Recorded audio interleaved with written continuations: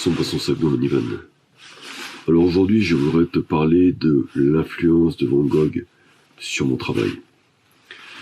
Donc, ouais, on va s'installer tranquillos. Oui, donc comment Van Gogh a influencé sur mon travail, sur mon style. Donc on va parler aujourd'hui, je vais essayer de faire une vidéo, on va dire, assez complète. Donc là, j'ai une petite monographie de Van Gogh avec notamment le fameux autoportrait de Van Gogh qui se trouve actuellement au musée d'Orsay, que j'ai vu et qui est de loin mon tableau préféré. Il est absolument incroyable et c'est vraiment ce tableau qui m'a influencé et qui a fait en sorte que je sois, on va dire, admirateur de Van Gogh. Alors, oui, donc là il fait vraiment froid, l'hiver arrive, donc je dois m'habiller, je vais penser certainement à mettre le chauffage pour éviter que je me retrouve avec 3000 couches. Et donc on va parler de Van Gogh aujourd'hui. Donc tout d'abord, quand est-ce que j'ai pris, on va dire, contact avec Van Gogh? Depuis très petit.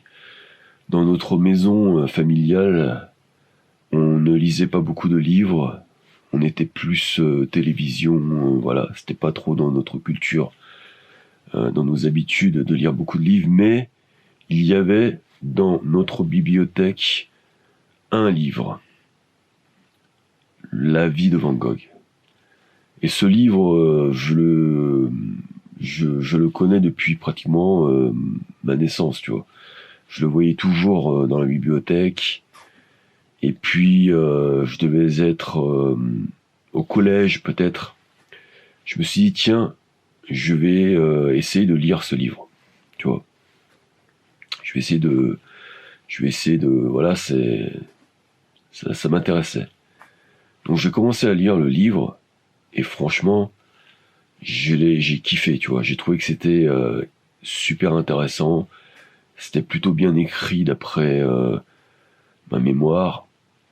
Et on pouvait justement suivre la vie de Van Gogh. On pouvait voir comment il galérait, il avait du mal à payer ses toiles.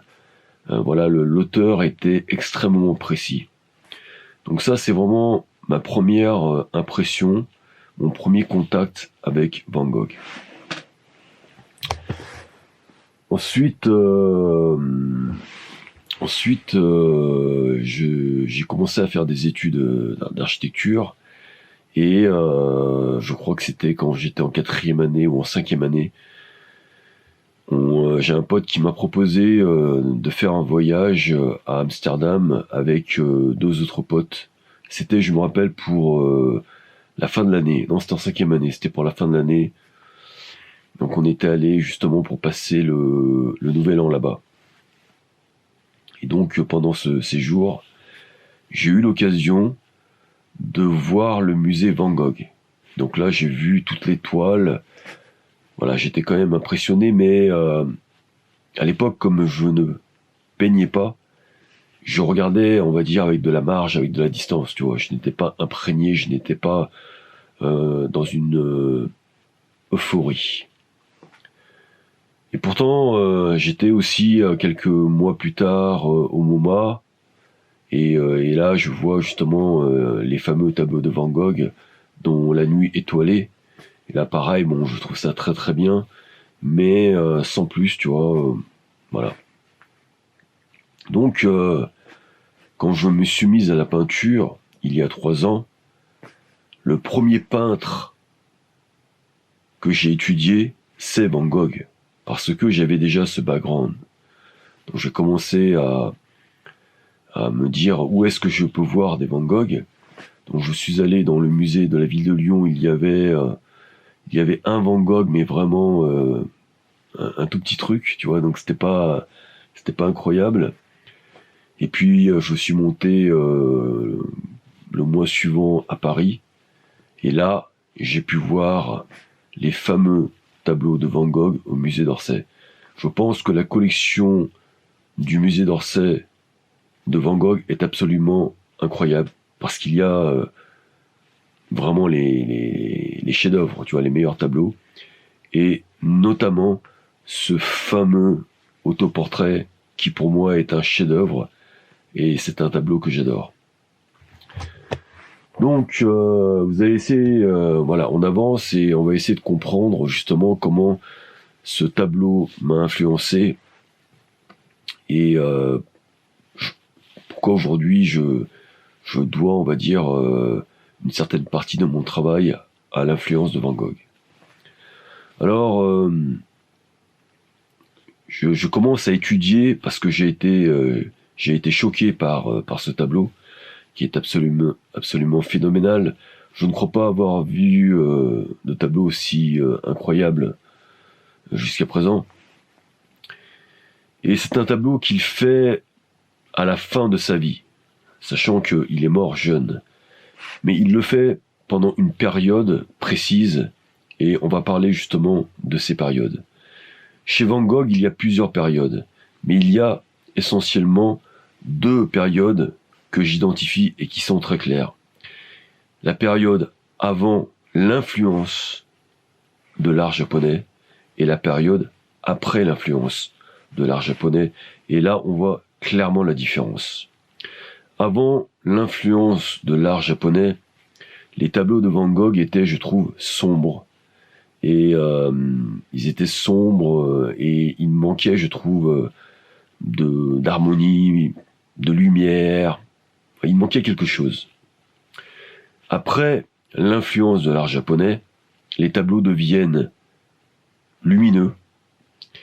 Et il y a cette harmonie extraordinaire que l'on ressent justement dans l'autoportrait de Van Gogh et dans d'autres tableaux incroyables. Voilà. Notamment comme La Nuit étoilée, voilà, tous ces tableaux que vous allez trouver dans les 2 dernières années de la fin de sa vie, ou voire même les 3 dernières années. La plupart de ces chefs-d'œuvre se trouvent dans les 3 dernières années de la fin de sa vie, et ce n'est pas un hasard. C'est la période où, justement, il commence à être influencé par l'art japonais. Et quand j'ai vu cette métamorphose entre avant et après, c'est-à-dire avant l'art japonais et après l'art japonais, et à ce moment-là, je ne m'intéressais pas à l'art japonais, et je me suis dit, il faut absolument que je découvre l'art japonais. Et donc c'est Van Gogh qui m'a fait intéresser à l'art japonais, et notamment l'art des estampes japonaises.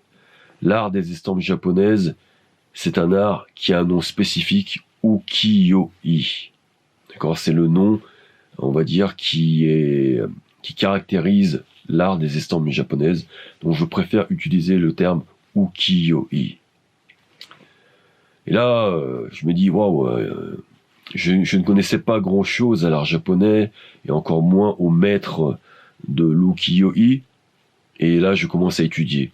Je commence à découvrir Hiroshige, voilà, tous les grands maîtres des estampes japonaises, surtout Hiroshige, parce que je pense que c'est l'un des principaux peintres qui a Okuzai aussi, avec la vague, qui a influencé Van Gogh. Et on voit clairement dans ce fameux autoportrait, en arrière-plan, les vagues de Okuzai. Donc voilà, j'ai étudié, je me suis acheté des livres, je suis allé voir des expositions, notamment celle de Hiroshige au musée Guimet à Paris. Et là, je me suis beaucoup intéressé à l'art japonais et à cet art des estampes japonaises, ukiyo-i, à tel point que, justement, donc là, on va essayer de mieux comprendre l'influence de l'ukiyo-i dans mes tableaux. Donc ça, c'est mon dernier tableau. J'ai d'autres tableaux qui sont plus peut-être révélateurs de l'art ukiyo-i, mais dans l'art japonais, dans l'art des estampes japonaises, il y a déjà un minimalisme des couleurs, puisque on travaille sur le principe des estampes. Donc quand on travaille sur le principe des estampes, on ne mélange pas les couleurs. On ne mélange pas les couleurs, et j'ai gardé aussi cette tradition de ne pas mélanger les couleurs, du moins avant de les mettre sur la toile. Donc je les mélange un peu sur la toile, mais on voit clairement un bleu, un rouge, on voit un blanc, on voit un noir, on voit une séparation des couleurs, comme dans l'art japonais, et aussi comme justement les fameux tableaux de Van Gogh de la fin de sa vie. Ensuite, l'autre chose qui est caractéristique de l'art japonais, c'est la représentation du guerrier, la représentation du samouraï. Et donc j'ai gardé cet état d'esprit. Donc là, je me peins en autoportrait, mais je me peins comme un guerrier samouraï, à l'instar des estampes japonaises de l'art ukiyo-e. J'ai un autre tableau que j'ai fait qui est beaucoup plus révélateur, où là j'ai peint clairement un samouraï en train de jouer au tennis. Donc je vous en parlerai peut-être ultérieurement dans une autre vidéo. Et donc ça, c'est clairement inspiré de l'art japonais. Ensuite, il y a quelque chose que j'adore dans l'art japonais, c'est j'appelle ça le fashion design. Il y a toujours une qualité de mise en place d'un vêtement dans les estampes japonaises. Donc souvent c'est un kimono, c'est une armure de samouraï, et c'est ce qui fait le tableau. Si tu enlèves l'armure, si tu enlèves le kimono, ce n'est plus la même chose. Donc j'essaye de retrouver cette dynamique, cet état d'esprit dans mes tableaux. Et donc là, vous voyez cette chemise qui est en blanc. Elle est en fait travaillée d'une manière beaucoup plus complexe, donc avec un design architectural, un peu justement dans l'état d'esprit des kimonos, des armures de samouraï. Après, il y a d'autres choses, mais il y a, bon, bien sûr, il y a l'influence de Francis Bacon, mais j'essaye aussi, donc là, on va parler de l'extérieur, de ce qu'il y a autour de la figure. Autour de la figure, il y a un monde, on va dire, flottant, parce que ukiyo-e veut dire le monde flottant. Et on va retrouver ce monde flottant aussi dans les tableaux de Francis Bacon. Dans les tableaux de Francis Bacon, vous avez la représentation de la figure, et autour de la figure, il y a un monde très silencieux. Il y a un monde très silencieux qui me rappelle beaucoup justement cet esprit du monde flottant, ukiyo-e. Et j'essaye de retranscrire aussi cet état d'esprit dans mes tableaux. Ensuite, les couleurs, bien sûr, voilà, j'essaye pas totalement de copier l'art ukiyo-e, mais de m'inspirer de ces tonalités, de ces couleurs assez vives, mais toujours avec cette puissance et cette harmonie que je trouve fabuleuse. Donc je reviens maintenant à Van Gogh. Voilà pourquoi je trouve ce portrait de Van Gogh absolument extraordinaire. Il est passé où d'ailleurs, le portrait? Donc on peut voir, on peut le regarder ensemble, mais ce que je trouve vraiment extraordinaire dans ce portrait, c'est que c'est en fait pratiquement un monochrome. La couleur de la veste et du fond est pratiquement la même. Vous voyez, c'est pratiquement monochrome, et le visage est pratiquement bleu. La couleur, on va dire, orangée de la barbe travaille extrêmement bien avec le bleu du fond et de la veste. On va retrouver du blanc, caractéristique aussi de la lumière dans l'art japonais. Donc là, on a clairement une estampe japonaise vue à la manière de Van Gogh, ce que je trouve absolument admirable. Donc, voici comment Van Gogh m'a inspiré. Vous voyez, clairement, j'ai continué ensuite à chercher des tableaux de Van Gogh que je pouvais voir dans pas trop loin de chez moi. Et j'en ai vu aussi des très beaux à Athènes, dans une fondation de riches collecteurs, la fondation Goulandris, il me semble. Et là, il y a un tableau absolument incroyable de Van Gogh représentant des paysans en train de cueillir des oliviers. On y voit des oliviers, et là, c'est clairement un rappel, un clin d'œil aux estampes japonaises, ce que je trouve absolument magnifique. Et la raison pour laquelle Van Gogh est allé dans le sud de la France, c'était parce qu'il voulait retrouver un peu la lumière du Japon. Il avait besoin de retranscrire l'art japonais, les estampes japonaises, ukiyo-e à sa manière. Et je comprends sa démarche, parce que quand on est passionné par quelque chose, quand on est obsédé par quelque chose, on se donne tous les moyens pour le faire et pour arriver à un résultat, on va dire, satisfaisant. Tu vois. Donc voilà, j'en ai fini aujourd'hui pour cette vidéo concernant Van Gogh.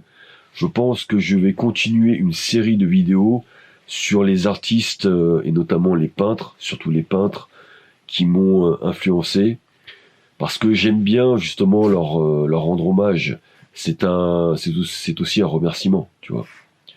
Donc voilà, je constate qu'il y a voilà quelques abonnés supplémentaires. Alors il y a des gens qui commentent mes vidéos. Alors j'ai vu la remarque, je vais terminer là-dessus, mais j'ai souvent la remarque de gens qui critiquent ma manière de faire des vidéos. Donc soi-disant, je m'auto-interview. Bon, ils me disent que ça ne leur plaît pas. Bon, tout d'abord, j'en ai absolument rien à foutre que ça ne te plaît pas. Tu vois, si jamais ça ne te plaît pas, tu n'as pas à regarder mes vidéos. Tu vois, tu zappes. Donc je comprends pas pourquoi tu passes du temps à écrire un commentaire et à dire que ça ne te plaît pas, tu zappes, tu vois. Maintenant, la raison pour laquelle je fais ceci, ce n'est pas de l'auto-interview. C'est une introspection à l'intérieur de moi que j'ai besoin de faire pour archiver mes pensées. J'ai besoin d'exprimer mes réflexions que j'ai trop gardées à l'intérieur. J'ai aussi besoin de les partager parce que je pense que l'art, c'est aussi un partage. Si on peint une toile, bien sûr, je peins la toile pour moi. Mais dans un deuxième temps, il y a aussi une volonté d'exposer sa toile, une volonté de la montrer à des personnes. J'estime, en faisant mes vidéos, que je montre mes toiles à un certain public. De la même manière, j'ai toujours été intéressé par les ateliers, les studios d'artistes. J'adore voir travailler un artiste en atelier. Tu vois, je trouve que ce qu'il y a de plus intéressant, c'est de voir un artiste dans son studio, tu vois. C'est de voir, de comprendre un peu sa démarche, de comprendre ses problèmes, de voir comment il pense, tu vois. Et donc c'est ça que j'essaye de retranscrire dans mes vidéos, tu vois. Donc est-ce que c'est une forme d'auto-interview? Peut-être. Mais c'est un truc que j'ai du mal à comprendre, tu vois. C'est-à-dire que en quoi ça te fait chier? Tu vois, que moi je parle moi-même, ou que je parle à un gars qui est en face de moi que tu ne verras même pas en plus, tu vois. Je comprends pas, en fait, tu vois, ça, c'est un truc qui me dépasse, en fait. Tu vois, c'est un truc qui me dépasse. Ensuite, le deuxième point, je te parle à toi. Quand je dis je te parle à toi, je te parle à la personne, à l'abonné de cette chaîne YouTube, à celle qui me suit, tu vois, à celle qui est fan de mon travail. Donc toi, si tu n'es pas fan de mon travail, si tu ne me suis pas, tu n'as pas à commenter, tu n'as pas à regarder mes vidéos. Tu comprends? Ça ne sert à rien, c'est une perte de temps. L'algorithme aujourd'hui des réseaux sociaux fait que plus on a d'engagement, plus les vidéos sont, on va dire, mises en avant. Donc, paradoxalement, quand un gars va commenter un hater, etc., la vidéo va mieux marcher. Mais ce système, pour moi, est à l'encontre, on va dire, de la sincérité, du positif, de l'honnêteté, de faire des bonnes vidéos. Parce que si on joue la règle de ce système, le système, la règle de l'engagement, bien forcément, à un moment donné, tu vas faire que des vidéos pour avoir de l'engagement, pour attirer des haters qui eux vont commenter, etc. Et moi, c'est pas mon but là. Autant je sais le faire. Voilà, quand tu veux faire du buzz, tu veux faire des vues, ok, tu sais le faire. Mais là, c'est pas pareil. C'est pas pareil. Attention. Tu es sur une chaîne dédiée à l'art, dédiée à la peinture. Si tu ne t'intéresses pas à la peinture, tu n'as rien à faire ici, tu vois. Tu zappes, tu n'as rien à faire ici. Je me suis donné la peine, j'ai plusieurs chaînes, mais je me suis donné la peine de créer une nouvelle chaîne de peinture parce que je veux essentiellement des gens qui s'intéressent à la peinture. Tu vois. Voilà. Bon, j'en ai fini ici aujourd'hui sur ces vidéos parce que j'en avais un peu marre, si tu veux, de me prendre la tête avec des gros blaireaux qui connaissent absolument rien à l'art. Il y a un gars, par exemple, il a voulu faire une blague sur Francis Bacon en me disant que c'était de la peinture grasse. Moi, je pensais que c'était un passionné d'art et de Francis Bacon. Parce que effectivement, dans la peinture de Francis Bacon, il y a un côté gras, on va dire, il y a parfois des gros aplats de couleurs. Et quand il m'a fait ce commentaire, j'ai pensé que c'était vraiment un connaisseur de Francis Bacon. Et là, je lui demande de s'expliquer. Et puis là, il me parle du bacon, tu vois, du bacon qu'on mange. Et là, tu vois, là, je me suis dit, non, mais c'est pas possible, tu vois. C'est un gamin, tu vois, c'est un gamin de 7 ans, tu vois. Mais c'est pas... Cette chaîne, c'est pas fait pour toi, tu vois. C'est pas fait pour toi. Va voir la chaîne de, j'en sais rien, Squeezie et compagnie, tu vois, les trucs pour les gamins, mais ça... Alors, attention, si t'es un gamin, mais que tu aimes la peinture, et que tu as un certain niveau culturel pour t'intéresser voilà, à l'art, il n'y a pas de problème. Mais si tu viens me faire des remarques comme ça, le bacon, etc., non, là, t'es complètement ridicule. T'es complètement ridicule, je suis désolé, tu vois. Tu es complètement ridicule. Sache que sur cette chaîne, il y a des collectionneurs, des critiques d'art, des gens qui s'intéressent vraiment à l'art. Donc tu passes vraiment pour un con, je te le dis, tu vois. Bon allez, à plus pour une prochaine vidéo artistique.